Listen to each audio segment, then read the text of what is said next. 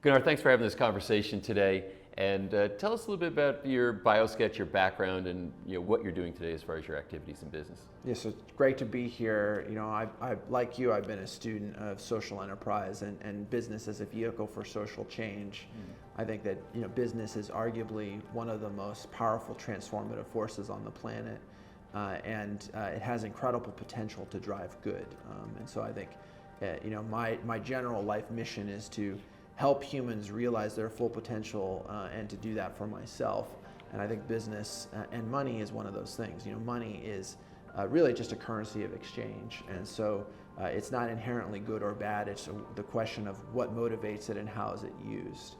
I grew up really poor, very difficult circumstances as a child. Was here illegally for 8 years as Latino immigrants.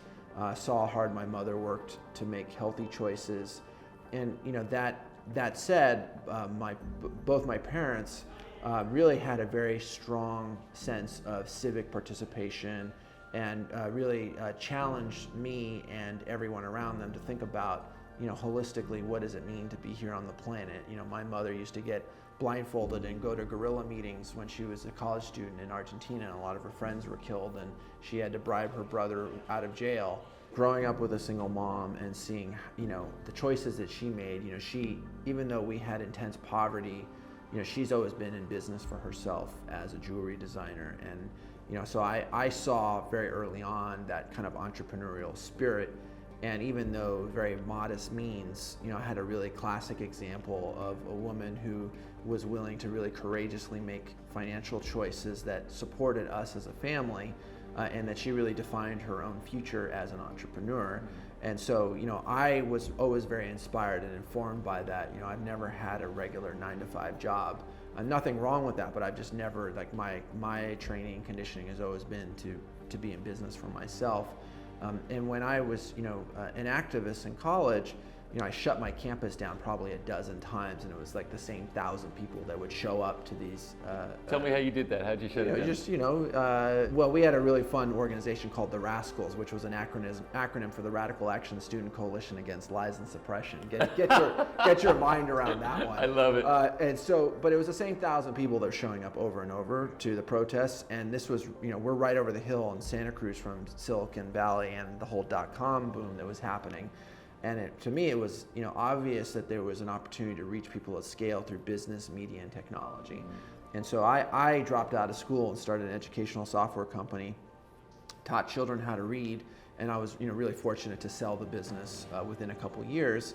But just broadly been on this journey as both an entrepreneur, but also just as somebody who's concerned about what we're doing on the planet and why we're doing it and how we're doing it in social enterprise. And I think that there's no perfect way to do it, but there's a lot of really important things to think about as we think about how are we going to build a socially conscious business, how do we view money, how do we use money, and I know that that's what this topic is all about. So you had some interesting ways that you did your capital formation for Thrive Market.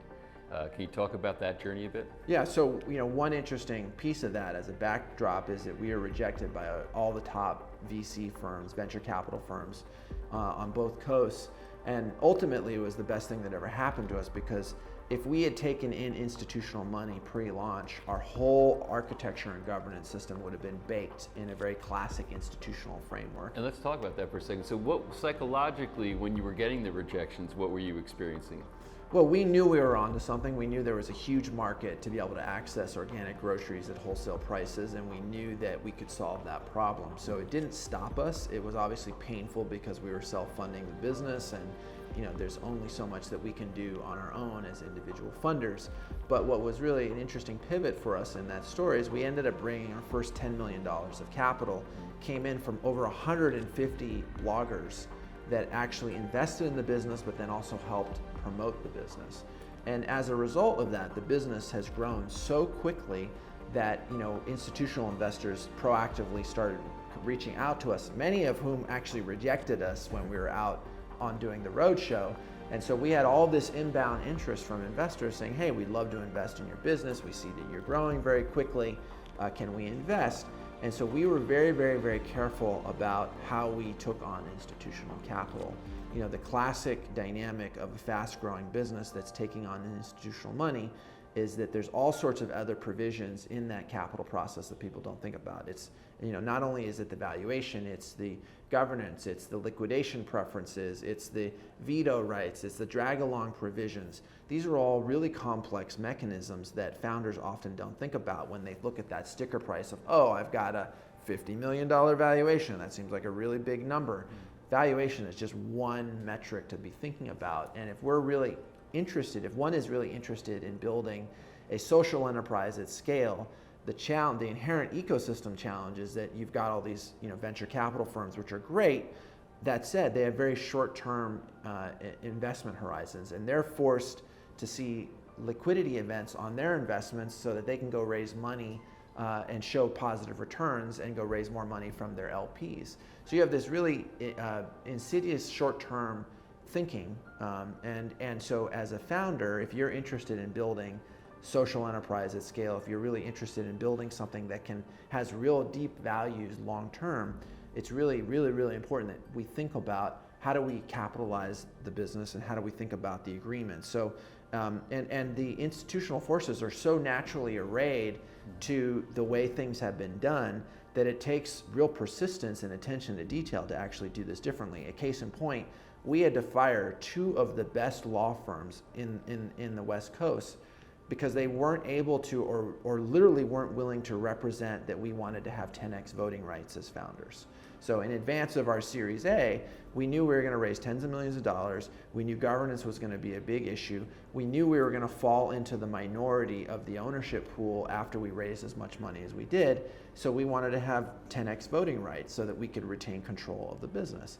We literally had to fire the best, most recommended tech law firm on the West Coast because the lawyer kept saying, well, you should just trust the investors. You know, this is, you know, as long as your business is performing, you'll be fine. And I was like, hey, wait a second. I think I'm paying you $1,000 an hour. This is how I want you to represent us. We want 10x voting rights. Here's a term sheet that we want. We want you to simplify and codify this term sheet in a way that gets the deal done. Mm-hmm. And we literally had to fire two different law firms just to be able to get that process done. Wow, just because you were breaking convention in the way that you wanted to approach this, but isn't it, you know, the people investing in you? I mean, to a large degree, it's the vision, and it's a bet on the jockey deal, right? That's right. So, well, you know, why would they want to put you in a position to not be able to control that? Well, it's power, right? It's primal hierarchies, right? So at the end of the day, for me, it's not about getting one over on anybody. It's about what's fair and what's right. Right. And so I think there needs to be a rebalancing of that. And I think, yes, investors, like, ideas are a dime a dozen, so it's really about the team and the ability to execute on that. Mm-hmm. That said, you know, even a very fast-growing company is going to have challenges and problems at some point. And you know, the question is, what happens? It's really nice to agree when everything's going well. Right. What happens when things don't go well? Right. And not only that, you know, if we think about really solving problems at scale authentically, it takes time. Mm-hmm. You know, just because you grow quickly, you know, we're talking about huge billion-dollar markets, multi-billion-dollar markets that are going to take real time to mature and solve these problems. Mm-hmm. And so if your investor that you've brought in has the ability to force a sale of your business, even if they're a minority shareholder, you've got a real problem. Yeah. If that's baked into the governance of the deal, it's done. And there is no easy way to get rid of investors once they've gotten in. So, you know, my message to entrepreneurs is to be extremely careful and deliberate about how you capitalize your business, because the valuation, the big number that you see, oh, they raised money at $1 billion valuation, or whatever it is, that is just one side of the story. There is a whole other side of the story that really takes intelligence and attention to detail, and really the right level of advisors and support around it. There's no shortage of horror stories on the other side of that. That's right. You know, where you know, founders have lost their company, lost control of their company, right. or it got taken from them in a direction that was completely contradictory to their values. You know, which is a heartbreak. But one of the things that I find fascinating is the way that you were able to harness not only dollars, but the enthusiasm of an aligned group who shared, you know, the vision that this company had. So they could not only were they able to fund you, but they were able also to promote you and had a vested interest in doing so, and for all the right reasons. So What a phenomenal model to get started with. So for people out there saying, geez, I've got an idea, and I think there are other people that might care about it, and maybe I can pass the hat around and get some money in to help fund the idea. What advice, how would you get them started? In other words, now that you've had the experience, is there advice you can give somebody else who's thinking about doing a similar thing? Yeah, I'm a real believer in, fail fast, succeed quickly, and, try to figure out the ultra simple minimum viable product that tests your core hypothesis. Yep. We are very excitable. Entrepreneurs are very excitable and by nature a little bit crazy and delusional. Yeah. And it's really easy to think that one's idea is the best idea since sliced bread. Very, very simple to test these things. Right. Find a small group of people and test it. I did the same thing with Thrive Market. We were running shopping events on Facebook, cost nothing, no technology, nothing. We ran a group. Was there demand? Do people want it? Were they willing to go through a couple extra processes to access these products at wholesale prices? The answer was overwhelmingly yes. And so because of that, we took the next step of investment. Okay, what's the next minimum level of product? And I really squarely believe that in the mantra, don't let perfect be the enemy of good. And it's always better to get out in the market way as fast as possible so you can get real feedback and use that feedback to iterate on the product to solve the problem more effectively. So I think that's, and I'm sure you agree as an entrepreneur, those are like really simple ways, very practical ways. It's really easy as an entrepreneur. I did that. I had a startup where I spent a year and a half trying to build the perfect technology platform to solve the problem that we were trying to solve, where we could have within the first month licensed the pieces of existing technology and gotten out in the market. Thanks so much for being here and watching that video. And can I ask you to please subscribe to our channel so you can find out when we're posting new content. You'll be alerted right away when we do.